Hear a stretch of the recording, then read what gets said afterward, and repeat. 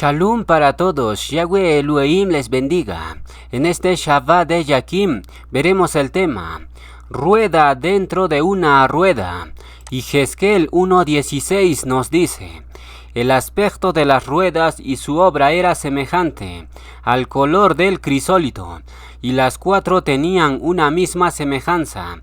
Su apariencia y su obra era como rueda en medio de rueda.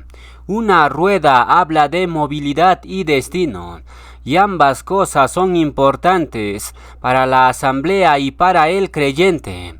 Sin ruedas no hay progreso, porque casi todas las formas de transporte tienen ruedas incorporadas, es decir, la rueda ha sido una maravilla tecnológica desde la antigüedad hasta el presente. Las ruedas que vio Jezquel eran visibles, es decir, si tenemos una obra en Yahweh y Yahshua, la gente lo va a notar, lo va a mirar. Y fíjense que estas ruedas eran de seres vivos. ¿Qué significa esto? Muy simple. Solo los que están vivos en el Reuj se están moviendo. Y fíjense que Jezquel vio una rueda dentro de otra rueda. Eso nos habla de una movilidad dentro de una movilidad. ¿Qué significa esto? Muy simple. Los creyentes se mueven dentro del grupo que es la asamblea.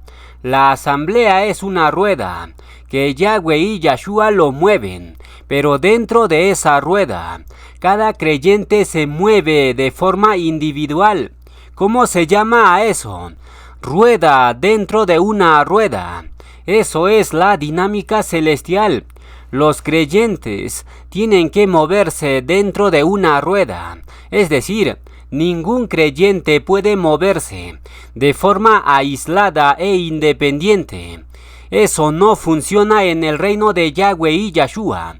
Aquellos creyentes que desechan al proclamador y la asamblea, esos creyentes no van a avanzar, porque la dinámica de Yahweh es moverse dentro de una rueda. Eso es un corolario que tienen que memorizar. Y Jezquel 1:20 nos dice: hacia donde el Reuj les movía que anduviesen andaban. Hacia donde les movía el Reuj que anduviesen, las ruedas también se levantaban tras ellos, porque el Reuj de los seres vivientes estaba en las ruedas. Una rueda no se mueve sola, sino que debe ser conducido, empujado o jalado. Es decir, debe haber algún tipo de fuerza que impulse la rueda. ¿Qué impulsó las ruedas en la visión de Jezquel? El Reuj de los seres vivientes estaba en las ruedas. Fueron impulsados por el poder del Reuj. ¿Qué significa esto? Muy simple.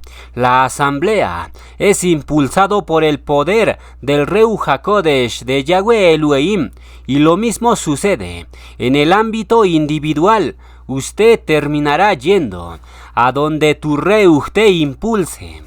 Tus sueños, tus metas y proyectos se van a realizar según el grado de motivación de tu Reuj. Es decir, si estás motivado, entonces vas a avanzar bien y rápido. Por eso Saulo le decía a Timoteo: aviva el fuego. Lo que eso significa es: motívate. Porque sin motivación es como querer mover un carro, pero sin gasolina. Eso no funciona. La motivación de tu Reuj es el combustible que hace girar tu vida a Reujim. Por eso a Satán lo primero que busca es robarte tu motivación. Porque si él te roba la motivación de tu Reuj, te tiene del pescuezo. Entonces, un creyente tiene que ser una rueda dentro de una rueda. Y esta ilustración incluso se cumple con la rotación y traslación de la tierra. Porque la tierra rota mientras va girando alrededor del sol. ¿Qué es esto? Rueda dentro de una rueda. Así es el diseño de Yahweh Elohim. Y eso es otra evidencia de que la tierra efectivamente se mueve, no está quieta, como afirman los terraplanistas, porque si la tierra está inmóvil, entonces ya no es una rueda dentro de una rueda, y ese diseño contradice la escritura, porque todo diseño de Yahweh se mueve, no es estático. Incluso la materia, que nosotros lo miramos como estático, esa materia tiene átomos que están continuamente moviéndose, es decir, mientras la Tierra rota sobre su eje, los átomos de cada partícula se están moviendo. ¿Qué es esto? Rueda dentro de una rueda. Ese es el principio primordial de la creación. Todo se mueve, nada está estático. Incluso nuestro Sol se mueve, mientras la Tierra y los otros planetas van girando a su alrededor. ¿Qué es esto? Rueda dentro de una rueda. Ese diseño Yahweh lo plasmó en todos lados, y aquellos que traten de negar esta verdad están en contra del principio de la creación, porque todo en la creación se mueve, tiene vida, no es estático o muerto. Y vamos a probar con las escrituras todas estas afirmaciones. Eclesiastés 3:1 nos dice: todo tiene su tiempo, se mueve, y todo lo que se quiere debajo del cielo tiene su hora. Todo tiene su tiempo. ¿Qué significa esa frase? Que todo se mueve, porque el tiempo no es estático. ¿O ustedes han visto al reloj detenerse? Eso es imposible. El tiempo siempre avanza, aun cuando Yahweh detuvo la tierra en la época de Josué e hizo retroceder el sol en la época de Hizquía. Aun cuando esos dos eventos sucedieron, el reloj de Yahweh siguió avanzando, porque la historia no se detuvo. Es decir, el tiempo de Yahweh siempre se mueve, no es estático. Por tanto, cuando Eclesiastés dice: todo tiene su tiempo, lo que esa frase significa es que todo en la creación se mueve, nada es estático, porque Yahweh es un Elohim que se mueve. ¿Cómo comienza el relato de la creación? Bereshit 1:2 dice claramente: y la tierra estaba desordenada y vacía, y el Reuj de Elohim se movía sobre la faz de las aguas. Yahweh es un Elohim que se mueve, y por ende, toda su creación se mueve, no es estático. Ya quítense esa idea de que la tierra es plana y estática. Eso no enseña la escritura, porque Eclesiastés dice claramente: todo tiene su tiempo, es decir, todo se mueve, porque la tierra tiene un tiempo de rotación que son 24 horas, y a su vez la tierra tiene un tiempo de traslación alrededor del sol que son 365.24 días, y el sol asimismo también tiene un tiempo para moverse alrededor de la galaxia, y así sucesivamente. Toda la creación tiene un tiempo para completar su movilidad. En simples palabras, toda la creación es una rueda dentro de otra rueda. Eso lo enseña la escritura. Y aquí viene una evidencia escritural que indica que la tierra gira alrededor del sol. Fíjense muy bien lo que dice. Irmía 31:22 nos dice: ¿hasta cuándo andarás errante, oh hija contumaz? Porque Yahweh creará una cosa nueva sobre la tierra. La mujer rodeará al varón.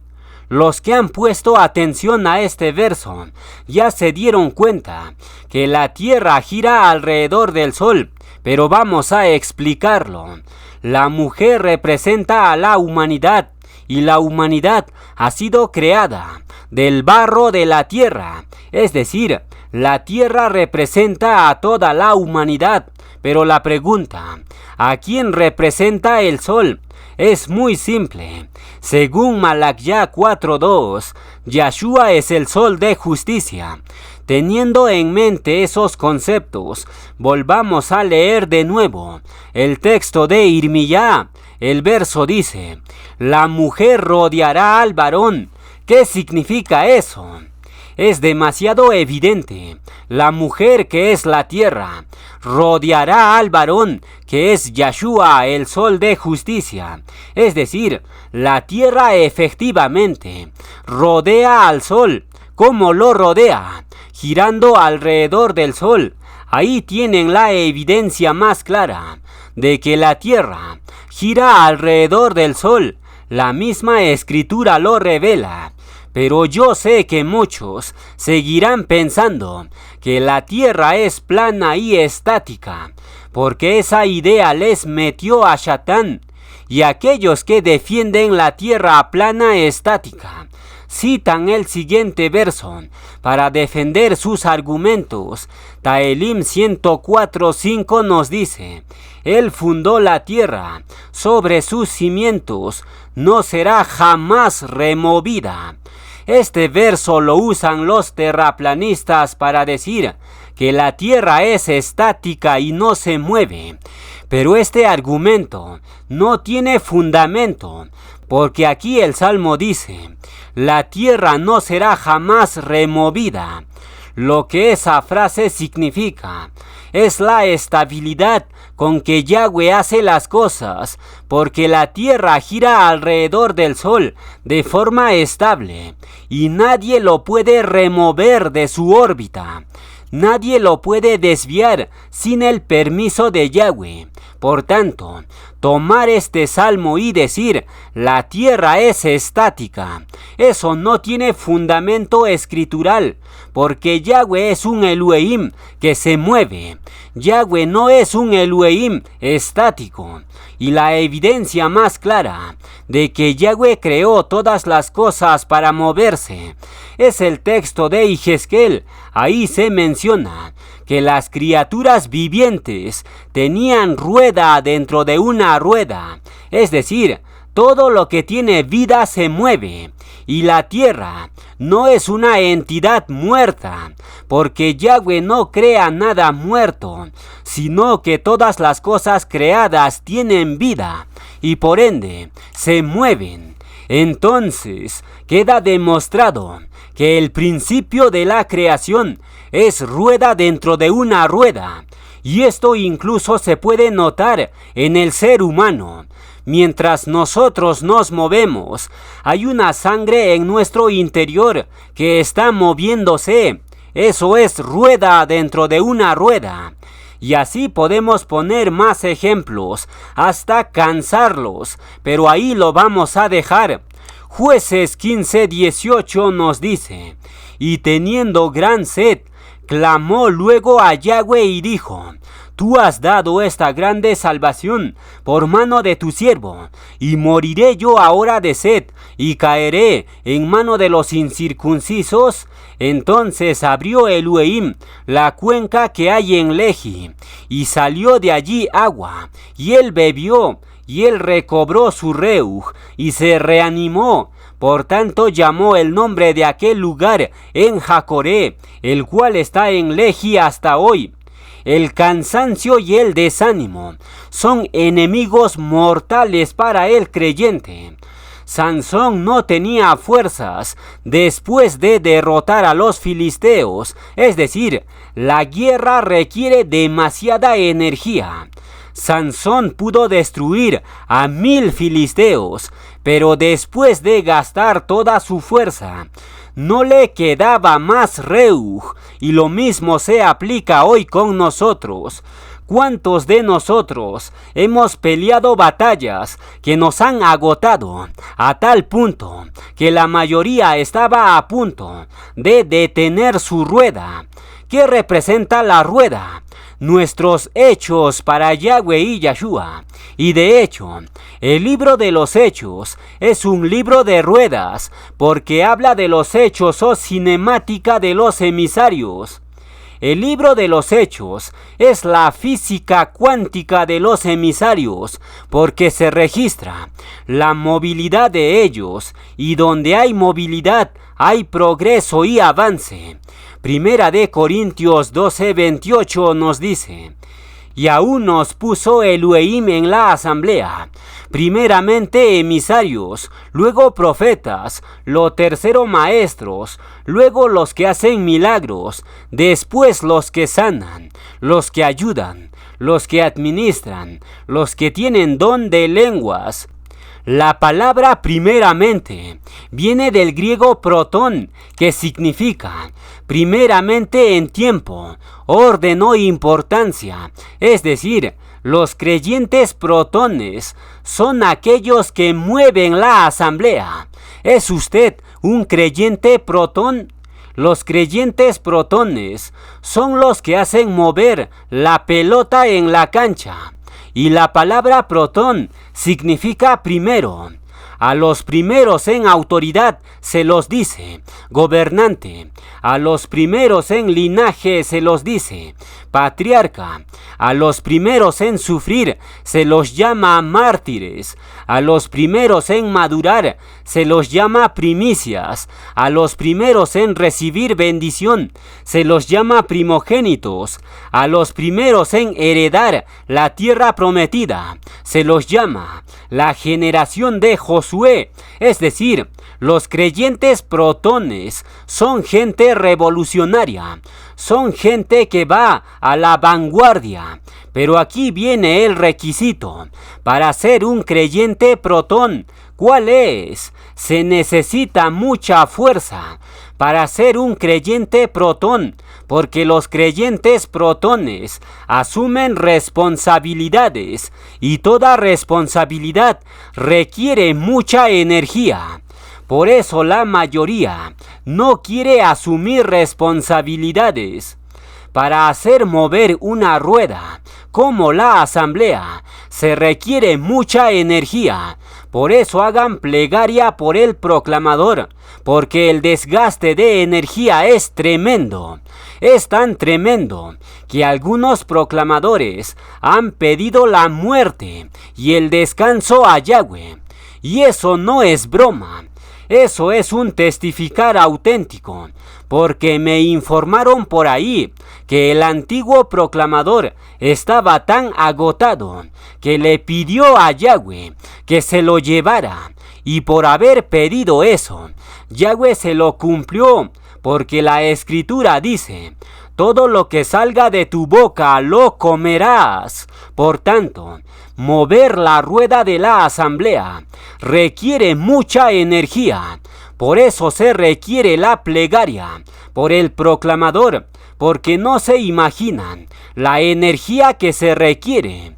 Entonces, para ser un creyente protón, tienes que asumir responsabilidades, y eso implica mucha energía. Y en estas moedín que pasamos, el esfuerzo y el desgaste de energía fue el doble. Pero Yahweh y Yahshua tienen la siguiente promesa para su proclamador. Yahweh da esfuerzo al cansado y multiplica las fuerzas al que no tiene ningunas. Ishaya 40:29.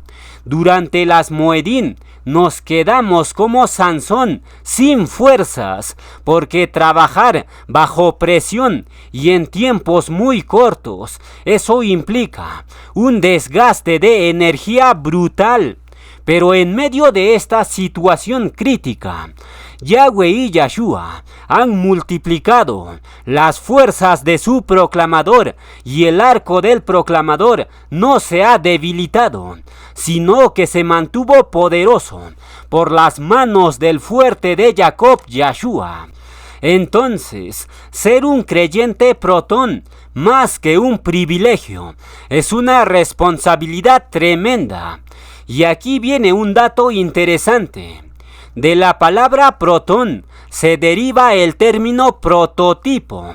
¿Qué es un prototipo?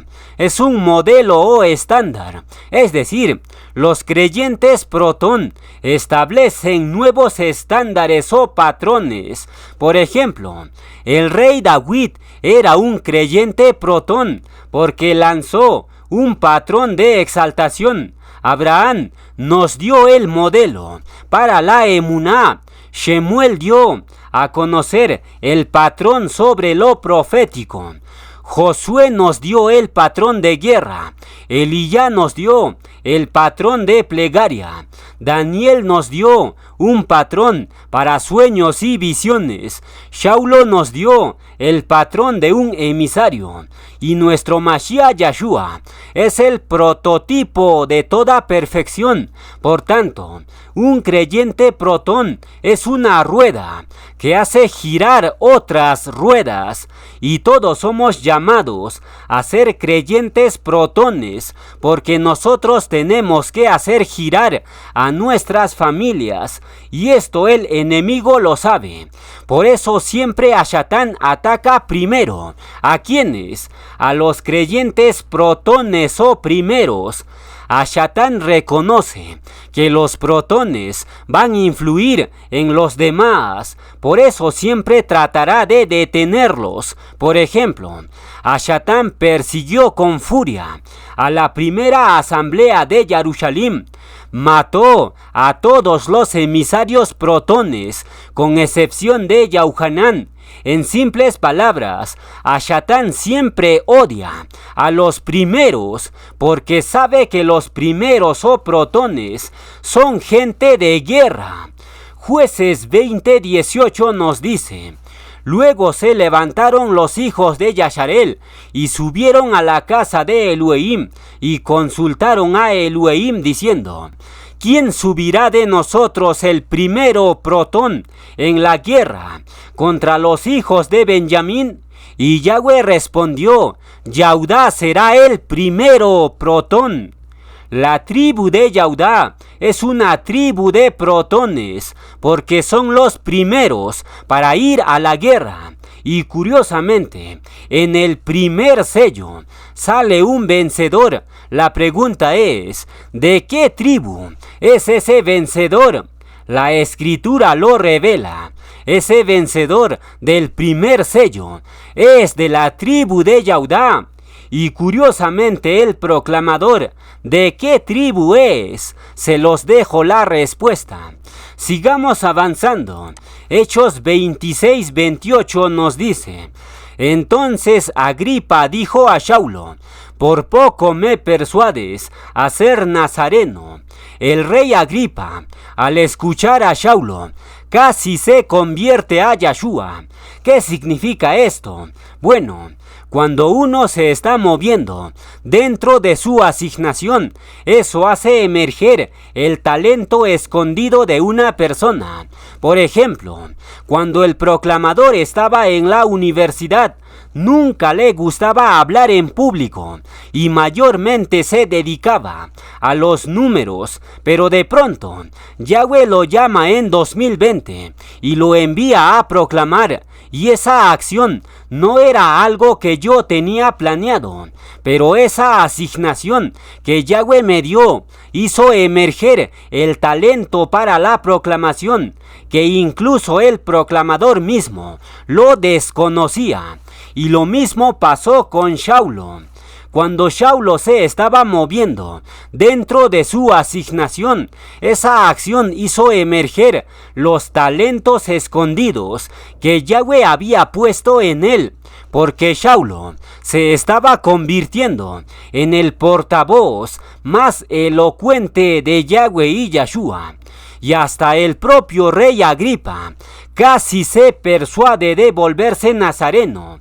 Es decir, cuando una persona se mueve dentro de su asignación, eso siempre hará emerger los talentos innatos de cada persona. ¿Qué es todo esto? rueda dentro de una rueda, porque tu asignación es una rueda. Y si tú te mueves dentro de tu asignación, entonces te conviertes en una rueda dentro de una rueda. Y eso significa avance y progreso. Entonces, cualquier cosa buena dentro de ti será forzada a salir cuando te mueves dentro de tu asignación. Pero ojo, nunca te quedes donde Yahweh no te haya asignado, porque cada persona tiene su función y algunas personas pueden querer usurpar funciones, y eso es el peor error que puedes cometer, porque tus talentos solo se pueden desarrollar cuando te mueves dentro de tu asignación.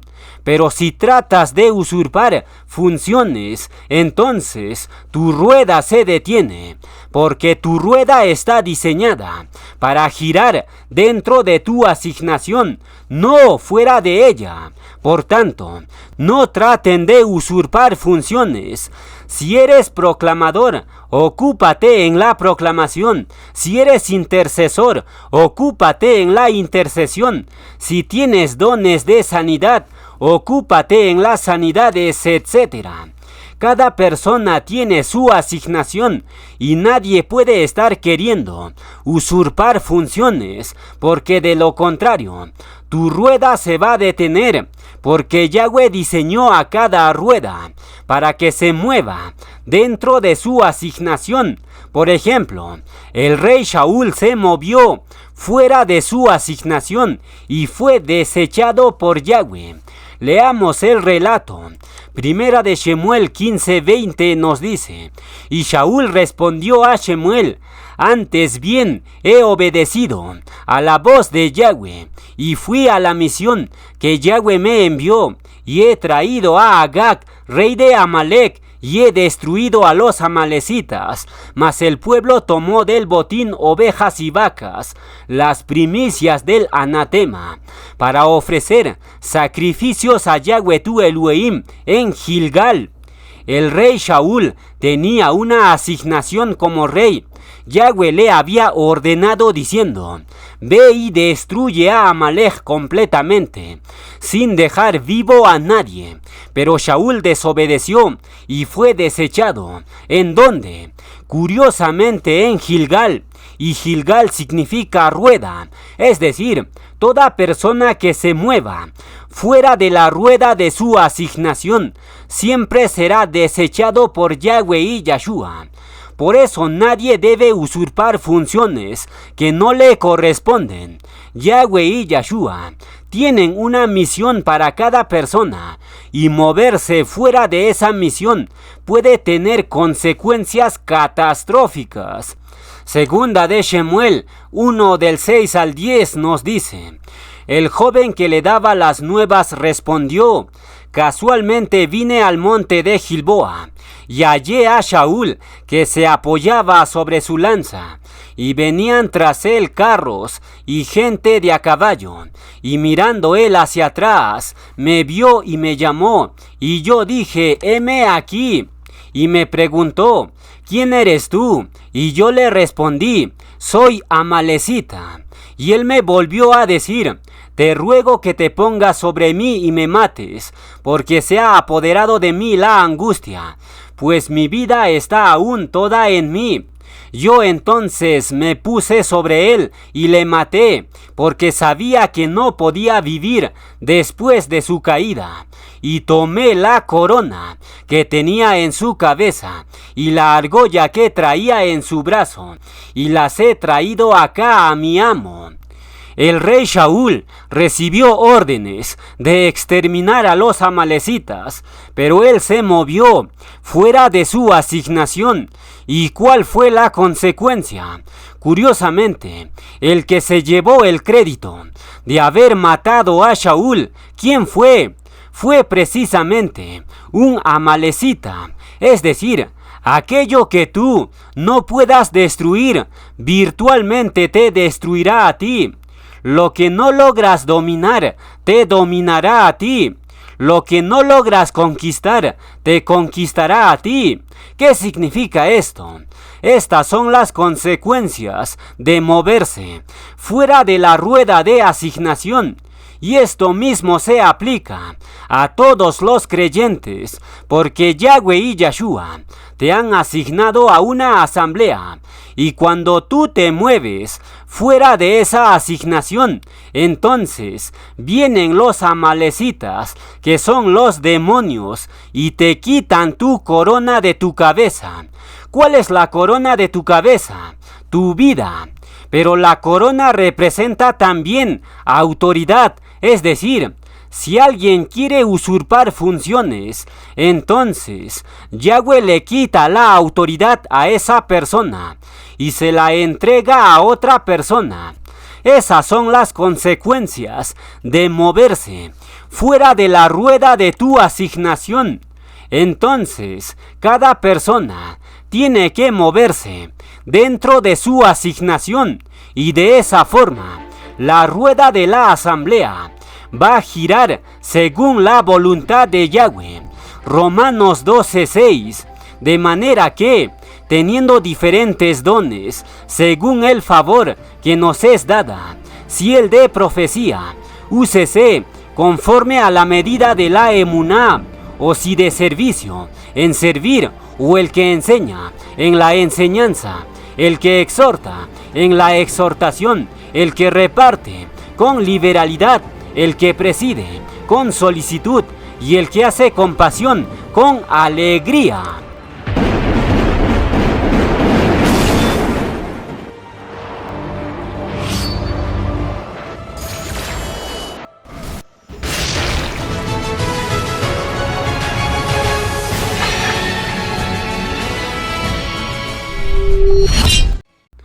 Vamos a continuar con la enseñanza.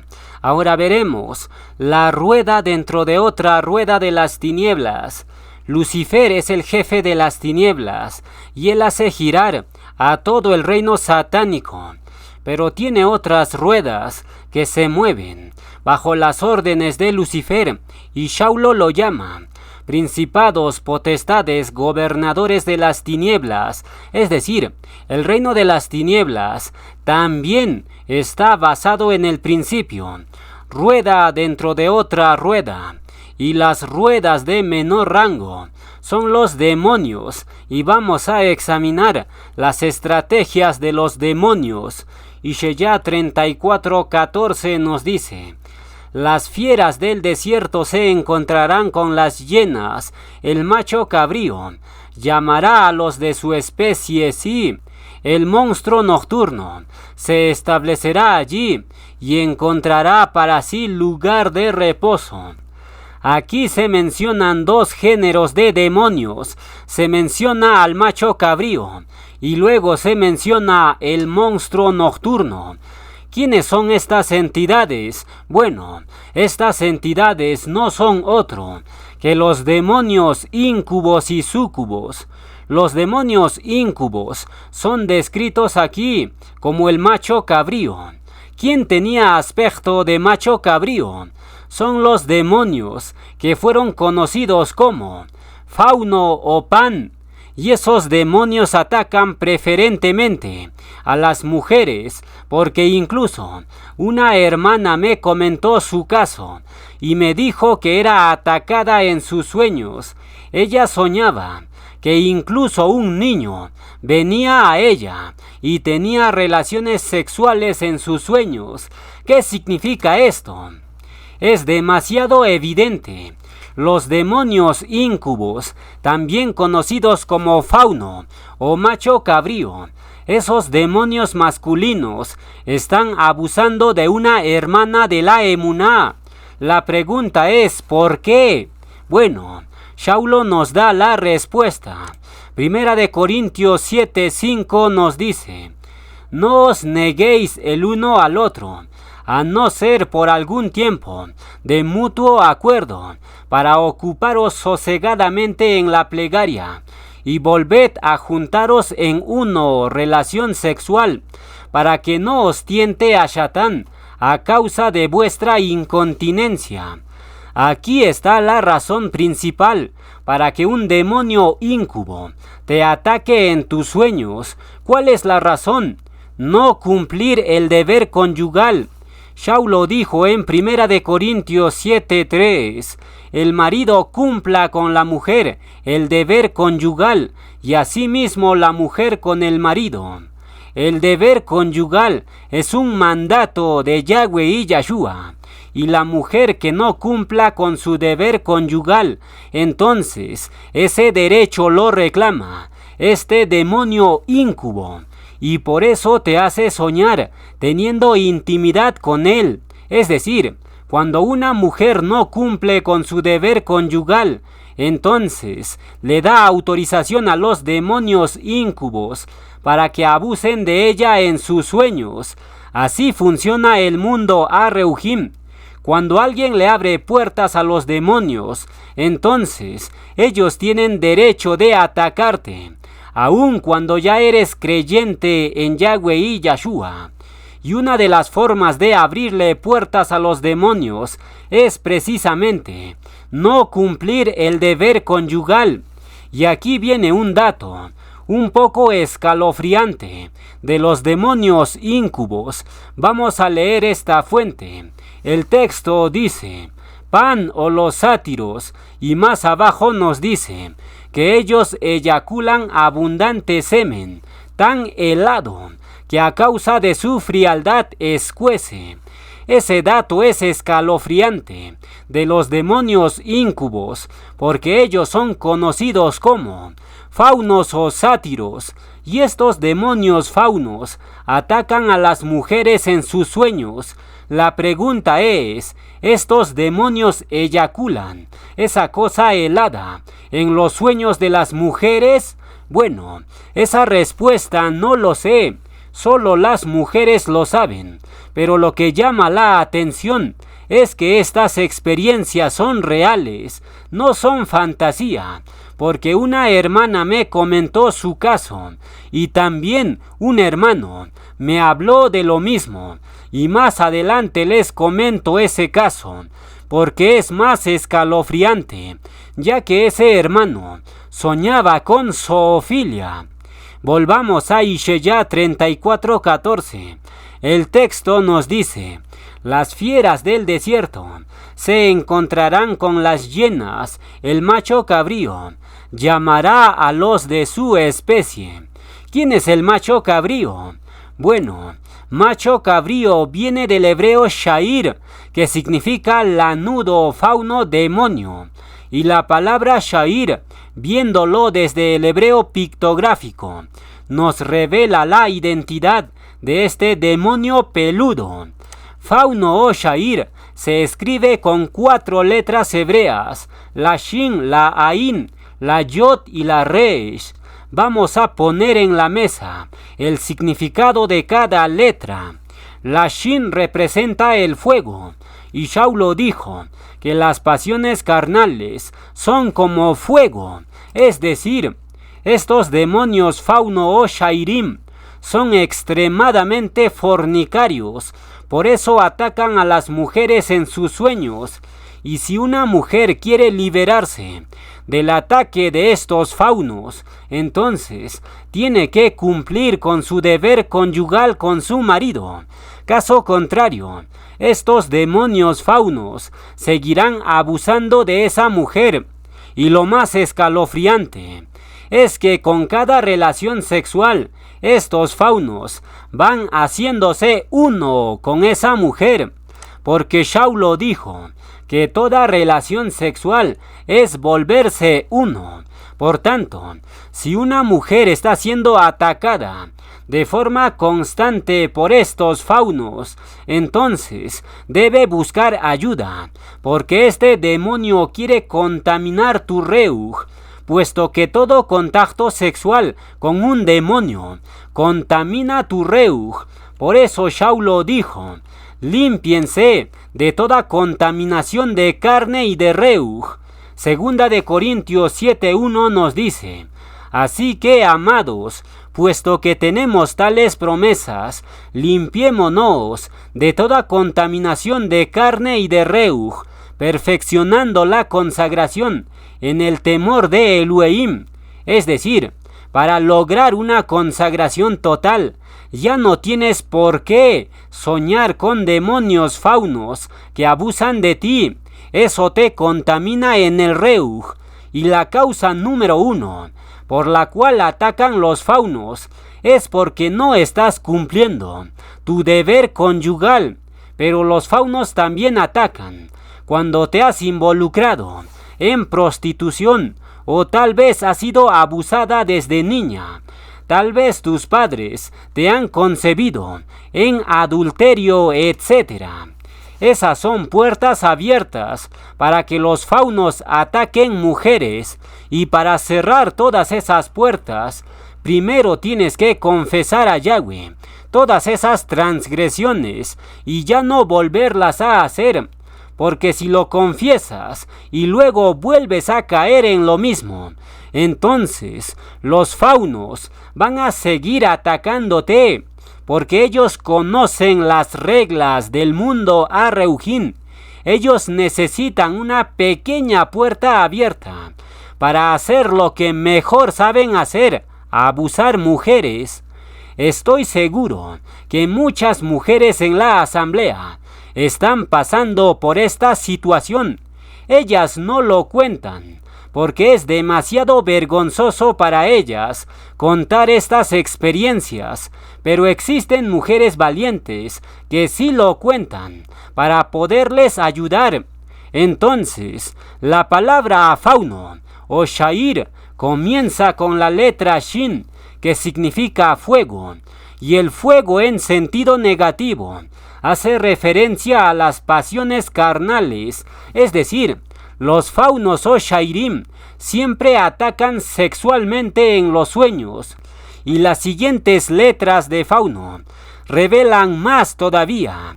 La segunda letra hebrea de fauno es la Ain. ¿Qué significa la Ain? Bueno, la Ain representa el ojo, y en sentido negativo, la Ain representa la lujuria.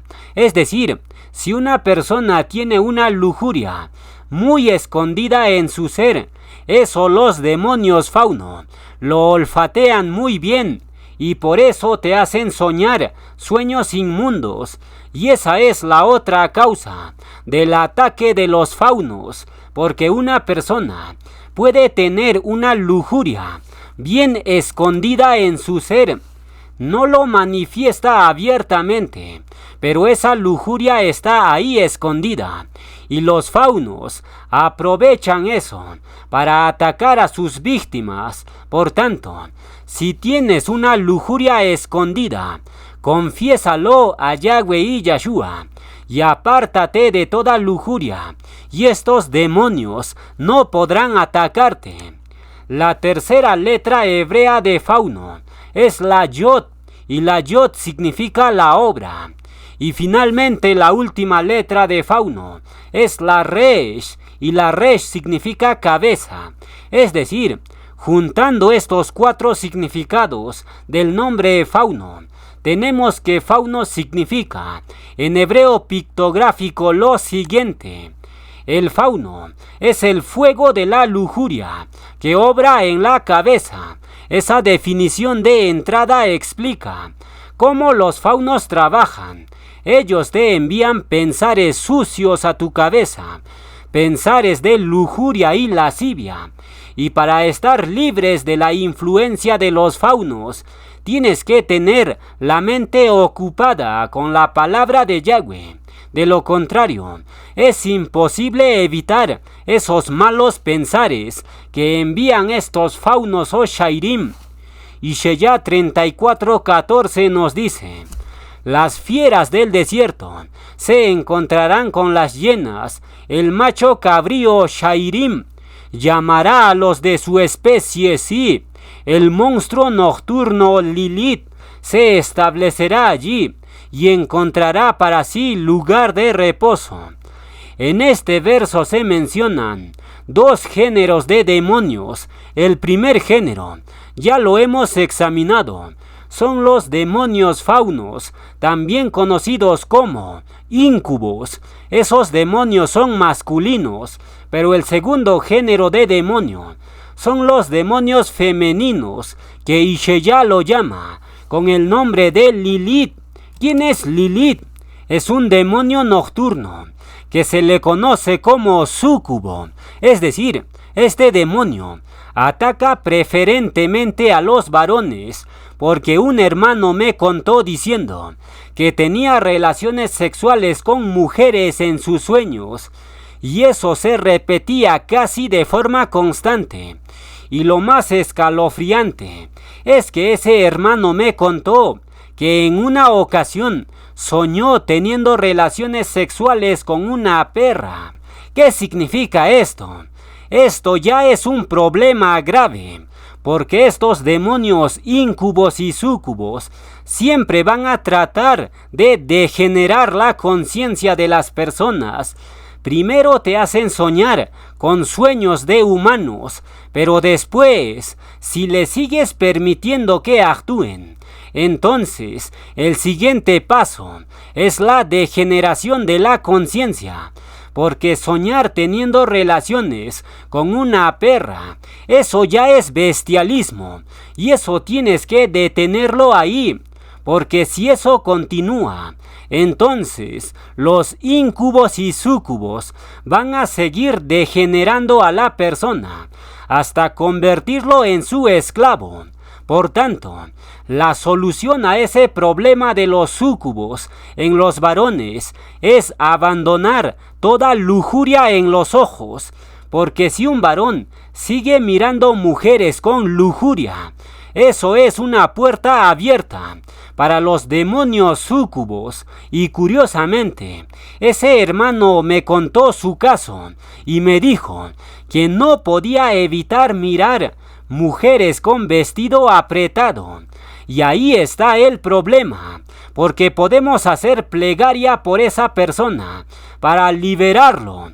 Pero si esa persona continúa abriendo puertas, entonces los demonios íncubos y súcubos seguirán haciéndote soñar sueños inmundos, y no hay forma de evitarlo.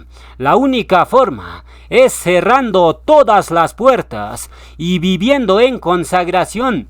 Ahora bien, deshacerse al 100% de los íncubos y súcubos no es tarea sencilla, porque como estos demonios causan placer en los sueños, entonces las personas quieren seguir soñando con estos demonios, y eso es otra puerta abierta que es difícil de cerrarlo, pero no imposible. Revelaciones 9:21 nos dice: y no se arrepintieron de sus homicidios, ni de sus hechicerías farmaquía, ni de su fornicación, ni de sus hurtos.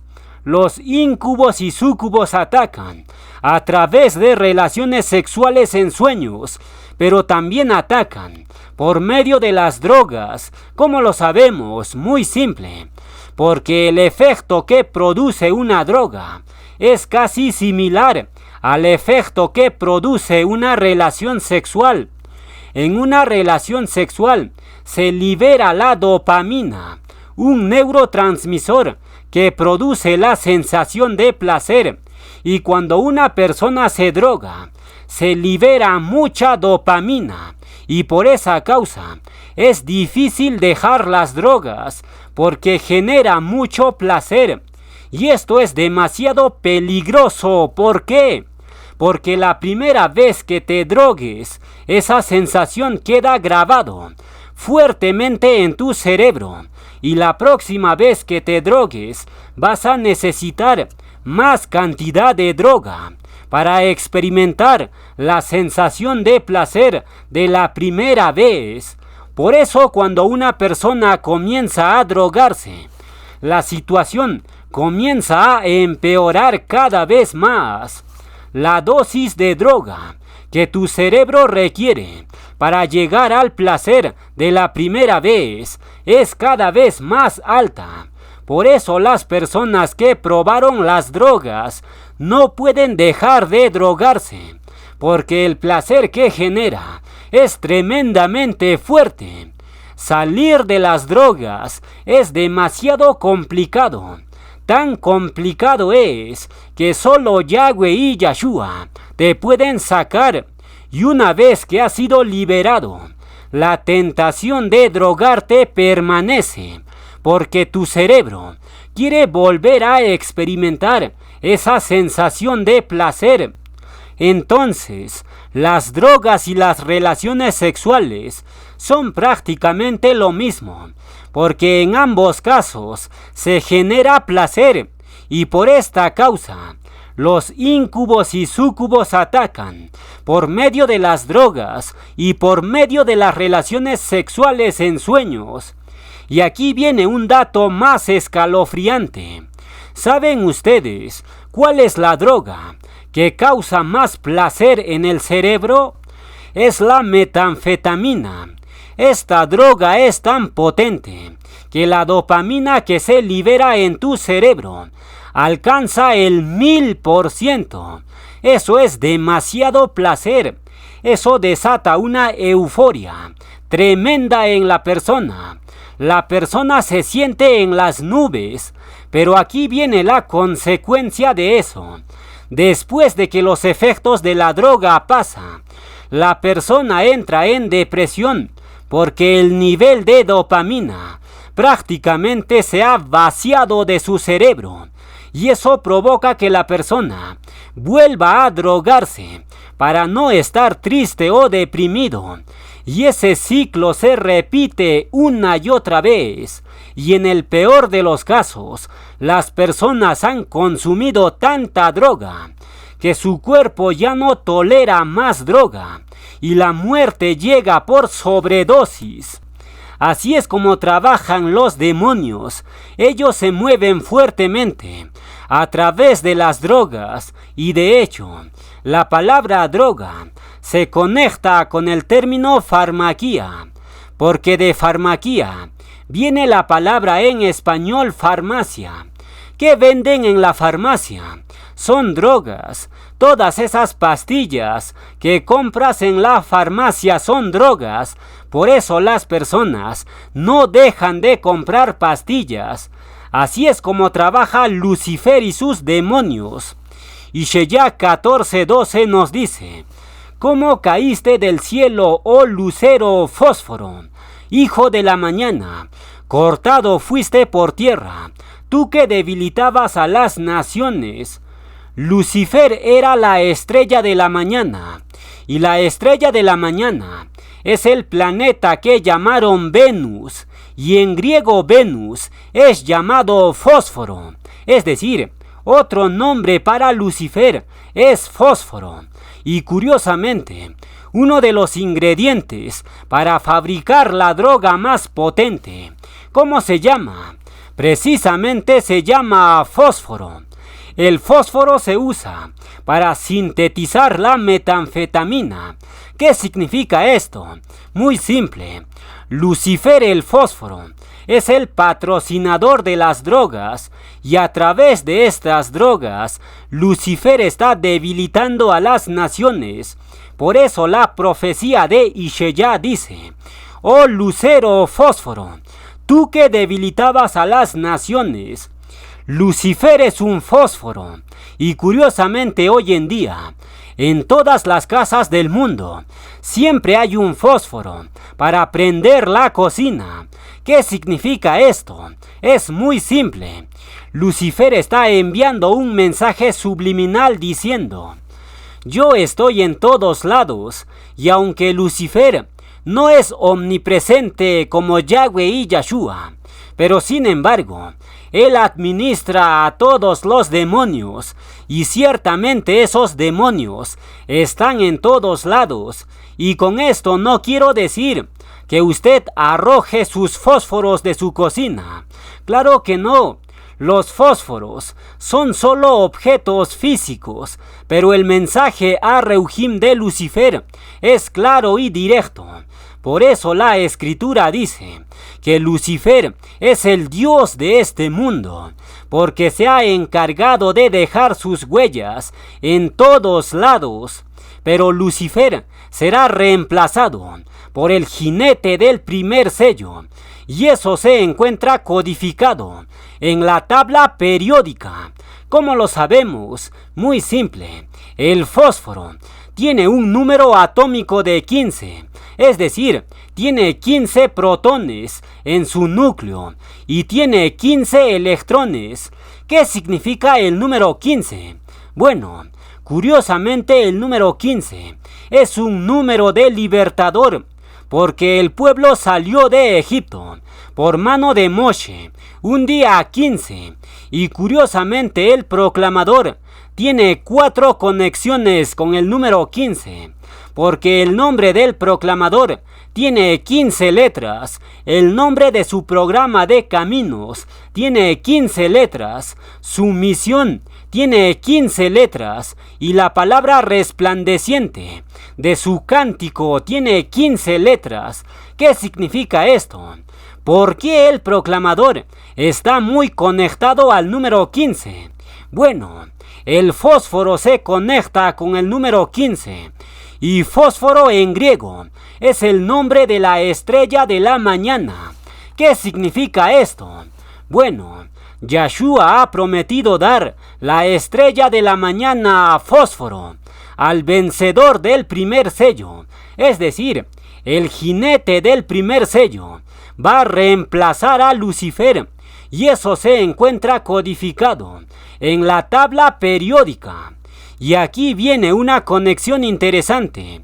La palabra griega fósforos, en griego antiguo, se traduce como portador de luz o resplandeciente. ¿Qué significa esto? Aquí hay un código escondido, porque Lucifer era llamado el portador de luz, y Yahweh Elohim nos inspiró un cántico basado en la palabra resplandeciente o fósforo. ¿Qué significa esto? Se los dejo para que lo puedan discernir. Volvamos al tema principal.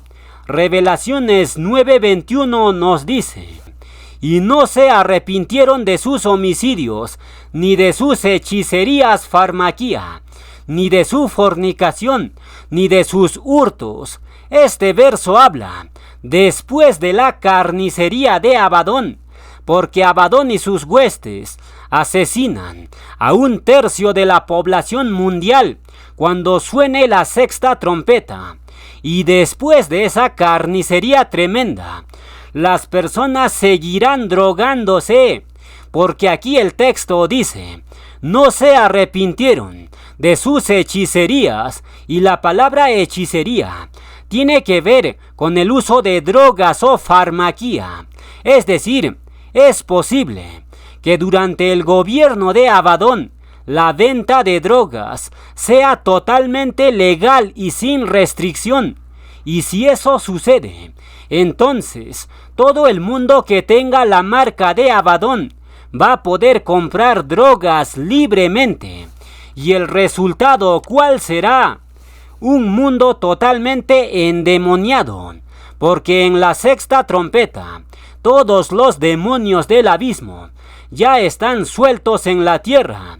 Y si a esto le sumamos que la venta de drogas es legal en el gobierno de Abadón, entonces Abadón va a reinar sobre un mundo drogado y endemoniado. ¿Y saben ustedes cuál es la droga de la simiente de la serpiente? Es el famoso adrenocromo. A esta droga los Illuminati lo llaman el suero inmortal. Y el adrenocromo se produce a partir de la oxidación de la adrenalina.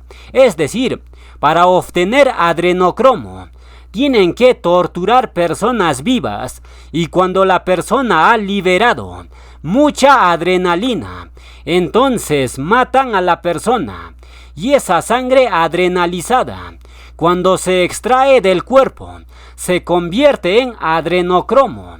Y esta sustancia es la droga que consume la simiente de la serpiente, porque ellos extraen adrenocromo en rituales satánicos donde torturan personas y preferentemente son niños y bebés. Por eso hay mucha desaparición de niños. Entonces, el adrenocromo se obtiene a partir de sangre adrenalizada.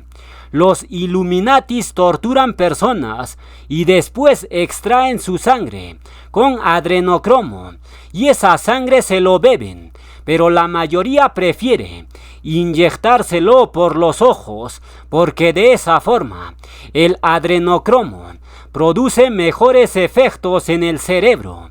Y por esta causa, los Illuminatis tienen el ojo morado, porque se inyectaron sangre con adrenocromo por los ojos. ¿Qué es todo esto? Así es como trabaja la simiente de Lucifer. Ellos consumen una droga extraído de seres humanos y la siguiente conexión es una prueba evidente que la simiente de la serpiente usa el adrenocromo para satisfacer sus vicios demoníacos. El motor más grande de búsqueda de Internet, ¿cuál es? Es este motor que todos conocen. No puedo mencionar su nombre, por razones que ustedes ya conocen. Y este motor de búsqueda controla el 92% de la búsqueda total de Internet. Es decir, casi todas las personas del mundo usan este buscador y por ende, este buscador le pertenece obviamente al linaje de la serpiente. Y de hecho, en el logo de este buscador se encuentra escondido el 666. Ahí lo pueden visualizar. Entonces, el motor de búsqueda que puso Lucifer se llama, ahí lo pueden leer, y los que han puesto atención habrán notado la palabra Chrome. ¿Qué significa esta palabra? Bueno, eso tiene que ver con el adrenocromo y lo vamos a demostrar. Resulta que la compañía de este buscador usa los gráficos que se llaman Adreno, es decir, la GPU de Lucifer se llama Adreno y el navegador web de Lucifer se llama. Ahí lo tienen. Y ahora juntamos esas dos palabras y tenemos Adreno más esa palabra clave. Ahí tenemos la droga que utiliza la simiente de la serpiente. Ellos mismos lo admiten, pero de forma subliminal, y solo Yahweh y Yahshua pueden revelar estos misterios escondidos. Todo en este mundo está bajo las manos del maligno.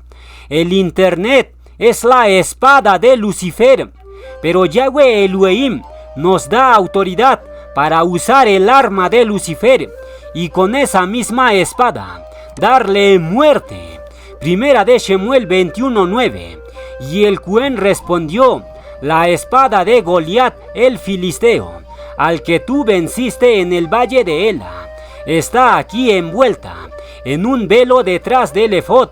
Si quieres tomarla, tómala, porque aquí no hay otra sino esa. Y dijo David: ninguna como ella, dámela. He aquí os doy potestad de hollar serpientes y escorpiones, y sobre toda fuerza del enemigo, y nada os dañará.